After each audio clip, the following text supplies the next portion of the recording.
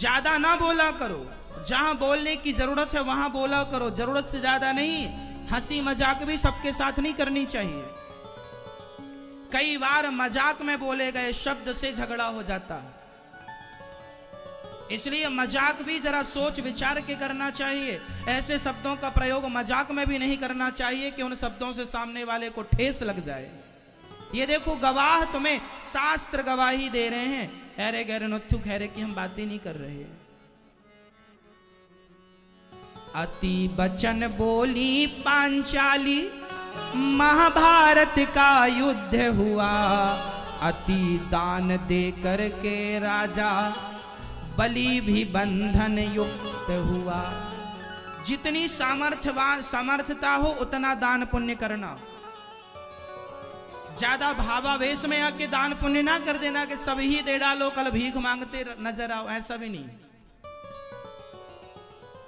ज्यादा दान करना अच्छा है, पर संपत्ति लुटा देना अपने बच्चों के लिए, कई बार समाज में ये देखने को मिलता है। कई बार ना स्त्रियों के पति, मैं आप स्त्रियों की बात कर रहा हूं, आपके पति की, कई बार आपके पति ना,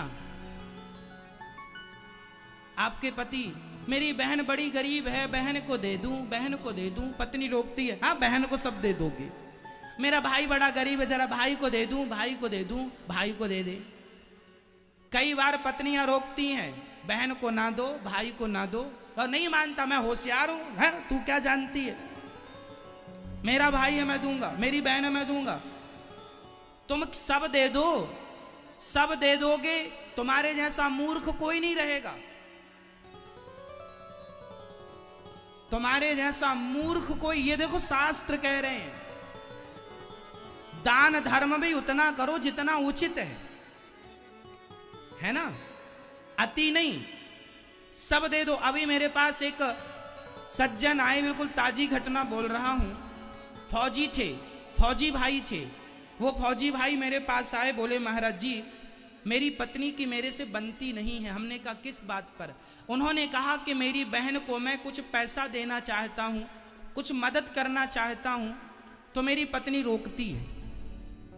मैंने कहा ये बताओ, आपकी पत्नी रोकती है तो आपकी पत्नी क्या गलत कह रही है? बोले महाराज जी मेरी बहन को जरूरत है। मैंने कहा देखो जरूरत है तो दे दो, वास्तविक में जरूरत है तो दे दो, एक बार दे दो, दो बार दे दो, पर देते ही रहोगे तो वो लोग क्या करेंगे? वो भी तो कमाए खाएं, तुमने सबका ठेका लिखा रखा है।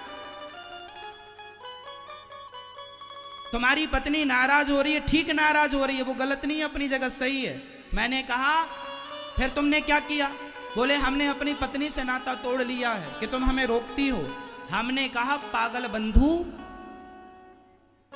पत्नी तेरी भलाई चाह रही है,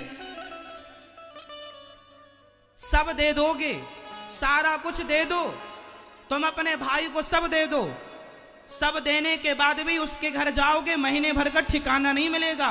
और विश्वास ना हो तो देख लो, देके और रह के देख लो, तुमने अपने भाई को सब दिया होगा, लेकिन एक महीने जाकर रह लो उसके घर में, तुम्हारी भौजाई तुम्हें ताने ना मारने लग जाए तो कह देना। तुमने अपनी बहन को सब दे दिया है, दे दो और देकर जाओ, रह लो अपनी बहन के पास एक महीना, एक महीने में समझ में आ जाएगा। तुम जमाने के लिए गर्दन काट दो साहब, जमाना तुम्हारा नहीं हो सकता। इसलिए जो अपने हैं उनको अपना बना के रखो, रिश्ता ना तोड़ो। मैं ये नहीं कहता भाई की मदद ना करो, भाई की मदद करनी चाहिए, बहन की मदद करनी चाहिए, पर उचित, अनुचित नहीं कि सब दे दो घर खाली कर दो। बताइए क्या ये सही है कि सब दे दो अपना घर खाली?